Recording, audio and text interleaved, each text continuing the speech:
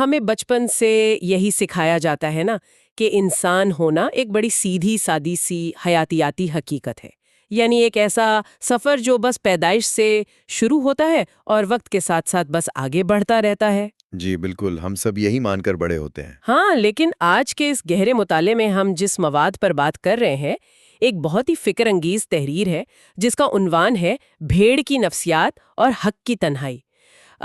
اس کا دعویٰ تو ہماری اس عام سوچ سے بالکل ہی مختلف ہے۔ صحیح، بہت مختلف زاویہ ہے اس کا۔ اس میں تو واضح لکھا ہے کہ انسان ہونا دراصل ایک بغاوت ہے، اور ہم نے اس بغاوت کو، اس شعور کو اکثریت کے شور اور روایات کے بوجھ تلے کہیں دفن کر دیا ہے۔ تو آج ہمارا مشن یہی ہے کہ ہم جانیں کہ آخر ہم کس طرح غیر شعوری طور پر پرانی روایات اور ہجوم کی قید میں چلے جاتے ہیں، اور یہ بھی کہ اس قید سے آزاد کیسے ہوا جائے۔ دیکھیں، اس دعوے کی جڑیں انسانی نفسیات اور ہمارے سماجی ڈھانچے میں بہت گہری اتری ہوئی ہیں۔ یہ مطالعہ صرف سطح پر تیرنے والے خیالات کی بات نہیں کر رہا، بالکل، بلکہ یہ ہمارے دماغ کی ان تاریک وادیوں میں اترتا ہے جہاں ہم واقعی یہ فیصلہ کرتے ہیں کہ ہمیں کیا سوچنا ہے۔ مطلب ہم اکثر اپنے خیالات کو اپنا سمجھتے ہیں نا، ہم فخر کرتے ہیں کہ بھی ہماری ایک آزاد سوچ ہے۔ ہاں، ہر انسان کو یہی لگتا ہے کہ وہ آزادانہ سوچ رہا ہے۔ اصل میں ہمارے بیشتر فیصلے اور عقائد صدیوں پرانے مردہ لوگوں کی آوازیں ہوتی ہیں، یا پھر ہمارے ارد گرد موجود ہجوم کی بازگشت۔ یہ تحریر جدید نفسیات اور قرآنی بصیرت کو ملا کر اس ذہنی جمود کو بے نقاب کرتی ہے۔ یہ جو آپ نے مردہ لوگوں کی آوازوں والی بات کی نا، یہیں سے مجھے اس تحریر کا وہ نقطہ یاد آ گیا کہ سچائی کی تلاش میں سب سے پہلی اور مضبوط دیوار ہمارا اپنا ماضی ہے۔ بالکل صحیح، وہ روایات جنہیں ہم نے سینے سے لگایا ہوا ہے۔ جی، اور تحریر میں ایک جملہ ہے جو سچ میں ذہن کو جھنجھوڑ دیتا ہے۔ اس میں لکھا ہے کہ قدامت یعنی کسی چیز کا محض پرانا ہونا سچائی کا سرٹیفکیٹ نہیں ہے، بلکہ یہ اکثر ذہنی جمود کا کفن ہوتی ہے۔ واہ، کیا زبردست بات ہے! کیونکہ وہ صدیوں پرانی ہے۔ یہ بالکل ایسا ہے جیسے کوئی کہے کہ اندھیرا اس لیے سچا ہے کیونکہ وہ روشنی سے پہلے موجود تھا۔ یعنی اندھیرے کا پرانا ہونا اس کی سچائی کی دلیل بن گیا۔ ہاں، تو سوچنے والی بات یہ ہے کہ ہم اپنے آج کے زندہ فیصلوں پر ان مردہ لوگوں کے خیالات کو اتنا حاوی کیوں ہونے دیتے ہیں؟ اس چیز کو اگر ہم دماغی افعال یا جسے کوگنیٹو سائنس کہتے ہیں اس کے زاویے سے دیکھیں تو بات پوری طرح کھل جاتی ہے۔ دیکھیں، ہمارا دماغ روزانہ ہزاروں چھوٹے بڑے فیصلے کرتا ہے، صحیح۔ اور اس پورے عمل میں نا بے پناہ توانائی خرچ ہوتی ہے۔ انسانی ارتقاء نے دماغ کو کچھ اس طرح ڈیزائن کیا ہے کہ وہ ہر ممکن طریقے سے یہ توانائی بچانے کی کوشش کرتا ہے۔ اچھا، تو کیا روایت اس میں مدد کرتی ہے؟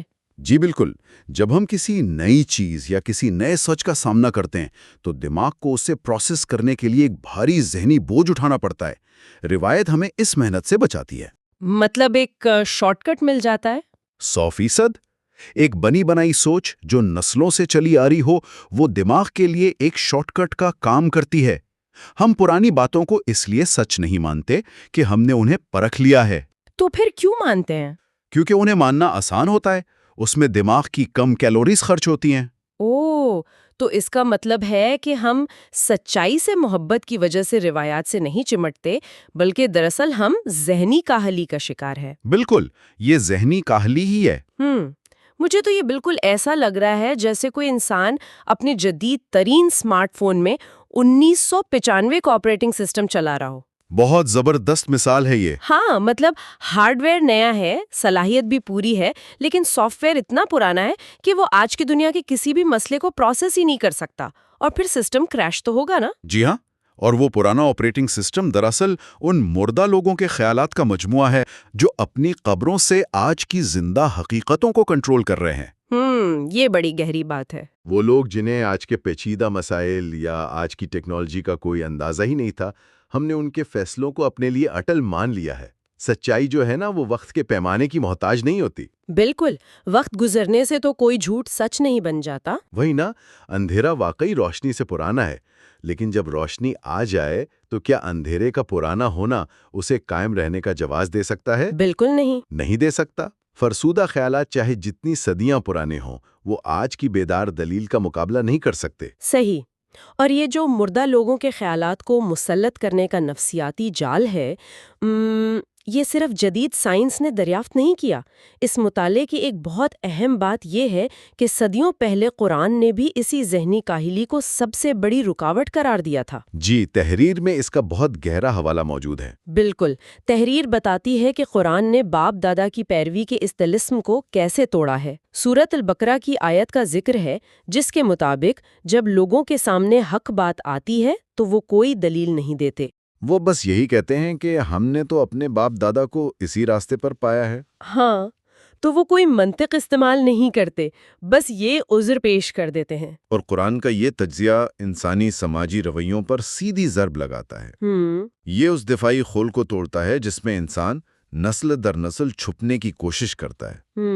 جب قرآن ان سے یہ جوابی سوال پوچھتا ہے کہ کیا تم تب بھی ان کی پیروی کرو گے اگر ان کے باپ دادا کے پاس نہ عقل تھی اور نہ ہدایت، تو یہ دراصل انسان کے اس کوگنیٹو ریلیف یا ذہنی شارٹ کٹ کو چیلنج کر رہا ہے۔ یعنی وہ ہمیں خود سوچنے پر مجبور کر رہا ہے۔ بالکل، یہ مطالبہ کر رہا ہے کہ انسان اپنا شعور استعمال کرے، وہ سوچنے کی انفرادی ذمہ داری خود اٹھائے جو اس نے اپنے آباء و اجداد کے کندھوں پر ڈال رکھی ہے۔ لیکن ذرا ٹھہریے، یہاں نہ میرے ذہن میں ایک سوال پیدا ہو رہا ہے اور شاید یہ بہت سے سننے والوں کی بھی الجھن ہو۔ جی بتائیے۔ اگر ہم اس نظریے کو بالکل منو ان اپنا لیں اور ہر اس چیز کو مسترد کر دیں جو پرانی ہے یا جو ورثے میں ملی ہے، تو کیا ہم ایک ایسی نسل تیار نہیں کر رہے ہوں گے جس کی کوئی جڑیں ہی نہ ہو؟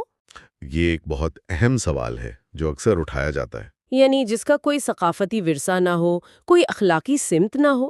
اگر ہر انسان ہر چیز کو صفر سے شروع کرے گا تو خاندانی روایات اور سماجی ڈھانچہ تو بالکل ہی بکھر جائے گا نا۔ دیکھیں، یہاں ورثے کی قدر اور اندھی تقلید کے درمیان فرق کو سمجھنا بہت ضروری ہے، اور تحریر بھی بالکل اسی فرق کو واضح کر رہی ہے۔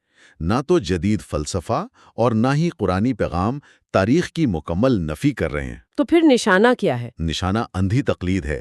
ورثہ جو ہے نا، وہ ایک لائبریری کی طرح ہے۔ ایک باشعور انسان اس لائبریری میں جاتا ہے، کتابیں پڑھتا ہے، ماضی کے تجربات سے سیکھتا ہے۔ صحیح۔ لیکن پھر وہ اپنی عقل کی کسوٹی پر پرکھتا ہے کہ ان میں سے کون سی بات آج کے دور میں حق پر مبنی ہے۔ اندھی تقلید اس پورے پرکھنے کے عمل کو بائی پاس کر دیتی ہے۔ یعنی بس آنکھیں بند کر کے مان لینا۔ بالکل۔ اندھی تقلید یہ ہے کہ آپ صرف اس بنیاد پر ایک بات کو اٹل سچ مان لیں کیونکہ وہ آپ کے پردادا کرتے تھے۔ آباء و اجداد کا پرانا ہونا ان کے عاقل ہونے کی سائنسی دلیل تو نہیں ہے نا؟ جی بالکل نہیں ہے۔ سچائی وراثت میں ملنے والی کوئی جائیداد تھوڑی ہے جسے بس نسل در نسل منتقل کر دیا جائے۔ یہ ایک دریافت ہے جسے ہر انسان کو خود اپنے بیدار شعور سے کرنا پڑتا ہے۔ واہ، یہ بات بہت حد تک واضح ہو گئی۔ مطلب ہمیں ماضی کی کتابیں پڑھنی ضرور ہے، لیکن ان کے ہر لفظ کو آج کی حتمی حقیقت سمجھے بغیر۔ بالکل، یہی بات ہے۔ اچھا، اب اگر کوئی انسان اس پہلی قید سے نکلنے کی ہمت کر بھی لیتا ہے، یعنی وہ ماضی کی قبروں اور روایات سے آزاد ہو جاتا ہے، تو مطالعے کے مطابق وہ فوراً ایک اور جال میں جا گرتا ہے۔ اور وہ دوسرا جال زیادہ خطرناک ہے۔ ہاں، وہ ماضی کو تو چھوڑ دیتا ہے، لیکن پھر یہ دیکھنے لگتا ہے کہ آج کے زندہ لوگ کیا کر رہے ہیں، اور ارد گرد زیادہ تر لوگ کس طرف جا رہے ہیں، اور یہیں سے اکثریت کا فریب شروع ہوتا ہے۔ جی، بھیڑ کی نفسیات۔ اور یہ دوسری قید ماضی کی قید سے اس لیے بھی زیادہ خطرناک ہے کیونکہ یہ ہمیں روزمرہ کی زندگی میں براہ راست متاثر کرتی ہے۔ وہ کیسے؟ دیکھیں، جب انسان روایات کو چھوڑنے کا خطرہ مول لیتا ہے نا، تو اسے ایک شدید نفسیاتی خوف گھیر لیتا ہے، تنہائی کا خوف۔ ہمارا دماغ سماجی علیحدگی کو جسمانی تکلیف کی طرح محسوس کرتا ہے۔ مطلب سچ میں درد محسوس ہوتا ہے؟ بالکل۔ نیورو سائنس بتاتی ہے کہ جب کوئی انسان اپنے ہجوم سے الگ رائے دیتا ہے تو اس کے دماغ کا پین میٹرکس بالکل ویسے ہی ایکٹیو ہو جاتا ہے جیسے اسے کوئی جسمانی چوٹ لگی ہو۔ اوہ خدایا، یہ تو واقعی حیران کن ہے۔ ہاں، تو اس اکیلے پن کی تکلیف سے بچنے کے لیے انسان لاشعوری طور پر اسی طرف بھاگتا ہے جہاں اکثریت جا رہی ہوتی ہے۔ ہجوم اسے ایک نفسیاتی پناہ گاہ دیتا ہے۔ یہ دماغی میکانزم تو ایک بہت بڑی چال ہے پھر، اور اگر ہم اس کو آج کے جدید دور پہ لاگو کریں تو یہ فریب اور بھی گہرا نظر آتا ہے۔ بالکل، آج کے دور میں تو یہ ہر جگہ ہے۔ آج کی دنیا میں جہاں ہر چیز کا فیصلہ ووٹوں، لائکس اور سوشل میڈیا کے وائرل ٹرینڈز پر ہو رہا ہے، ہم نے اکثریت کو ہی سچائی کا واحد معیار مان لیا ہے۔ جی، ہم نمبرز کو دیکھ کر متاثر ہو جاتے ہیں۔ ہاں نا، ہم اسکرین پر دیکھتے ہیں کہ ایک ویڈیو کو کروڑوں ویوز مل گئے تو ہم خود بخود مان لیتے ہیں کہ یہ بات درست ہی ہوگی۔ سوشل میڈیا کے الگوریدمز نے اس ہجوم کو بہت بڑی شکل دے دی ہے۔ صحیح کہہ رہی ہیں آپ۔ الگورتھمز اور سوشل میڈیا کی یہ مثال ہجوم کی نفسیات کی سب سے بدترین شکل ہے۔ یہ پلیٹ فارمز دراصل انسان کے ڈوپامین لوپ کا استحصال کرتے ہیں۔ ڈوپامین لوپ یہ کیسے کام کرتا ہے یہاں؟ جب ہم ہجوم کی آواز میں آواز ملاتے ہیں اور دوسرے لوگ ہماری تائید کرتے ہیں لائکس کے ذریعے، تو دماغ ڈوپامین خارج کرتا ہے۔ اس سے ہمیں سماجی قبولیت کی خوشی محسوس ہوتی ہے۔ اور ہمیں لگتا ہے کہ اتنے سارے لوگ ایک ساتھ غلط کیسے ہو سکتے ہیں؟ بالکل، لیکن یہاں تحریر کا وہ جملہ یاد رکھنے والا ہے کہ اکثریت کا مطلب اکثر صرف یہ ہوتا ہے کہ بہت سے لوگ ایک ہی غلط فہمی کا شکار ہیں۔ واہ، بہت سے لوگ ایک ہی غلط فہمی کا شکار ہیں۔ یہ جملہ تو واقعی لکھ کر سامنے رکھ لینے والا ہے۔ ہجوم آپ کو عارضی تحفظ تو دے سکتا ہے، لیکن یہ آپ کو کبھی بصیرت فراہم نہیں کر سکتا۔ مطلب گنتی بڑھ جانے سے جھوٹ کا رنگ نہیں بدل جاتا۔ اگر 10 لاکھ لوگ ایک جھوٹ کو سچ مان لیں تو وہ سچ نہیں بن جاتا، بس ایک مقبول فریب بن جاتا ہے۔ اور تاریخ اس بات کی گواہ ہے، جب بھی کوئی نئی سائنسی دریافت ہوئی یا نیا سچ سامنے آیا تو اکثریتی ہجوم نے سب سے پہلے اس کی مخالفت ہی کی تھی۔ ہاں، گیلیلیو کے ساتھ بھی تو یہی ہوا تھا نا؟ بالکل۔ زمین کے گول ہونے سے لے کر نظام شمسی کے ماڈل تک، سچائی کی شروعات ہمیشہ ایک اقلیت سے یا کسی اکیلے سوچنے والے دماغ سے ہی ہوئی۔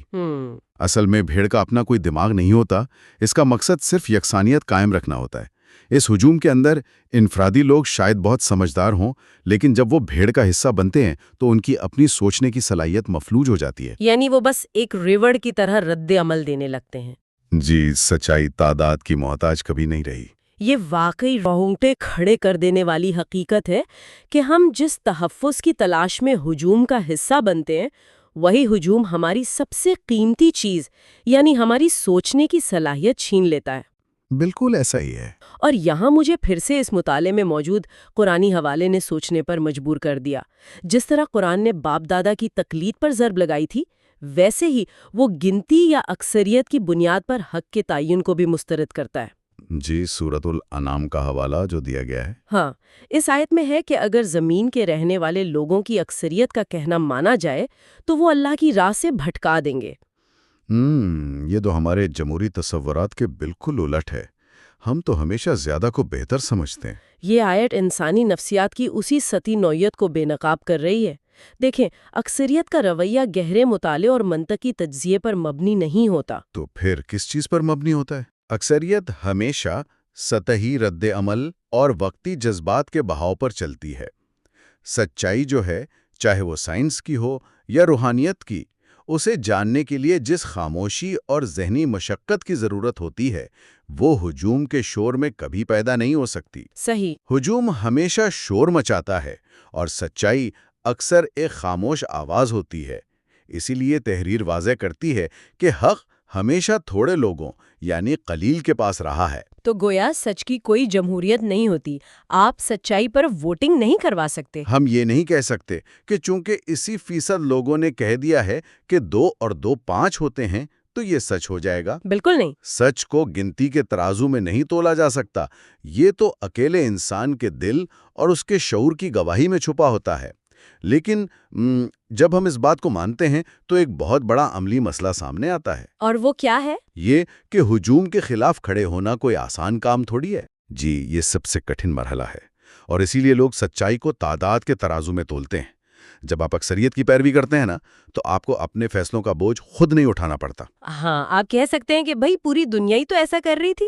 بالکل، ہجوم آپ کو جواب دہی سے بچاتا ہے، لیکن جب آپ ہجوم سے الگ ہوتے ہیں، جب سچائی کے لیے تنہا کھڑے ہوتے ہیں، تو آپ کو اپنے ہر قدم کی دلیل خود دینا پڑتی ہے۔